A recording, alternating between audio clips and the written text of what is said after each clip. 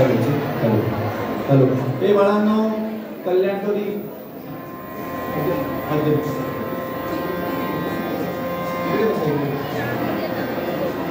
कल्याणकरी सगळ्यांचं पाठ आहे ना?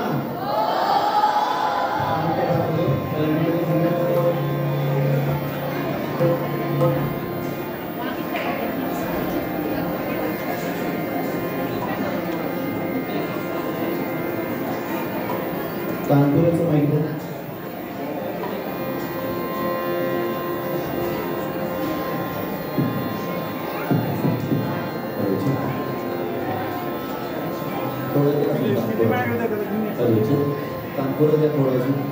कल्याणकरीच्या आधी मला थोडंसं बोलायचं आहे.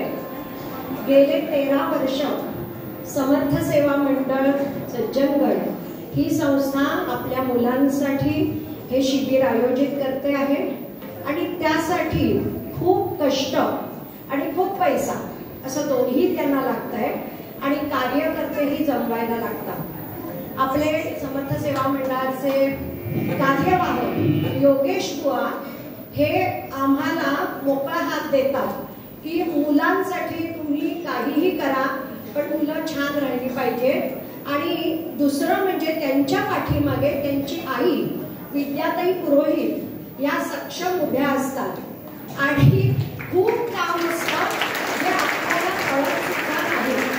म्हणजे सगळे विभाग तुम्हाला मी सांगते, स्वयंपाकघरातला स्वयंपाक करणे, इथे झाड लोट करून घेणे, मुलांना कुठेही काच खडा लागू नये यासाठी गडावरचे सगळे कामगार लोक सुद्धा अतिशय दक्षतेने इथे लक्ष देत असतात. आमचे गणपती बुवा इथे आरतीला आम्ही मुलांना नेतो, त्यांना शक्यतो आंबा हा प्रसाद मिळावा असं त्यांना वाटतं, त्यामुळे त्यांची ही गणपती बुवांचंही चालू असतं. आमचे जोशी बुवा ज्यांनी आता इथे वाढण्यासाठी ते उभे असतात. अशी किती सांगू मी तुम्हाला, काही जणांची नावं माझ्या हातून द्यायची राहिली असतील. अनेक कार्यकर्ते जे आमच्यासारखे मुंबई, पुणे, हैदराबाद, संभाजीनगर इथून येतात आणि पूर्णपणे 8 दिवस पडेल ती सेवा. आमच्या अनेक ताया इथे बसलेल्या आहेत आणि आमचे पूर्वीचे जे पहिल्या बॅचची मुलं जी आता व्हॉलेंटियर्स म्हणून आले, ती मुलं सुद्धा 12 दिवस आपलं सगळं कामधाम सोडतात आणि इथे मदत करण्यासाठी. हे सगळे व्हॉलेंटियर्स आहेत. आंब्याचा रस काढणं हे सोपं काम नाही. 136 मुलांसाठी उजाडल्यापासून आंब्याचा रस काढायला बसली होती बिचारी. असं सगळं काम करतात. आमचा शेखर बुवा, तुम्हाला जे युट्यूबवर सगळं पाहायला सतत आपली मुलं मिळत होती ते शेखर बुवा, त्यांच्याही अशी अनेक जण जगावर प्रत्येक जण. मला असं सांगायचं आहे की समर्थ सेवा मंडळाचा प्रत्येक माणूस गडावरचा ह्या कामात असतो. 8 दिवस मुलांना कसं सांभाळावं आणि त्याचं नेतृत्व हे जयेश जोशी आणि प्रतीक बुवा रामदासी हे दोघं जण करतात.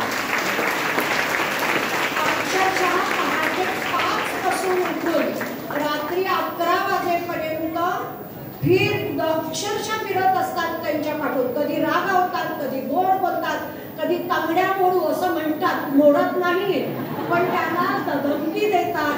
असं सगळं करत त्यांचे लाड हवे तेवढे करतात. त्यांना खाऊ पिऊ घालतात. जे त्यांना तुम्ही आता घरी गेल्यावरती वर्णन करणार आहे, तुम्हाला आयाला जरा कठीण आहे आता काय काय करून घालायचंय त्यांना घरी गेल्यानंतर. त्यामुळे अशी सगळी टीम 8 दिवस खरोखर मनापासून राबत असते.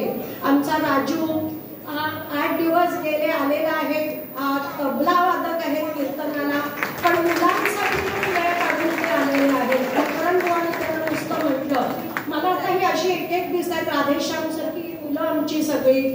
आता कुणाचं नाव घ्यायचं राहिलं असेल तर मनापासून मला क्षमा करा, पण फक्त लक्षात घ्या की इथे प्रत्येक जण सकाळी उजाडल्यापासून रात्रीपर्यंत आणि रात्रीपासून सकाळपर्यंत, कारण मुलं झोपतातच असं नाही, त्यामुळे परत कार्यकर्त्यांना रात्रीचं जागरण आहेच.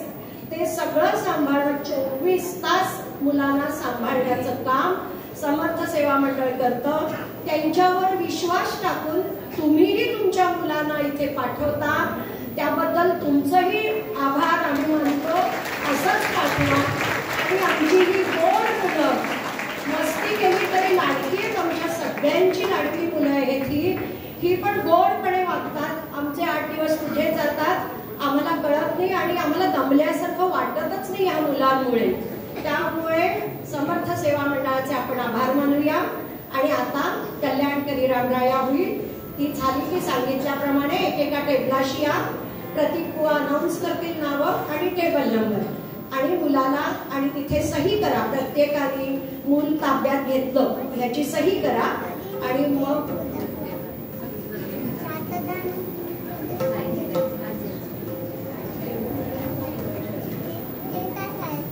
तुम्ही घेतल्या पाल्यांना कल्याण स्मृतीमध्ये त्यांच्या बॅगा वगैरे आहेत. प्रतीक बुवा तुम्हाला नंतर सूचना पुढच्या देणार आहे. आता कल्याण करी.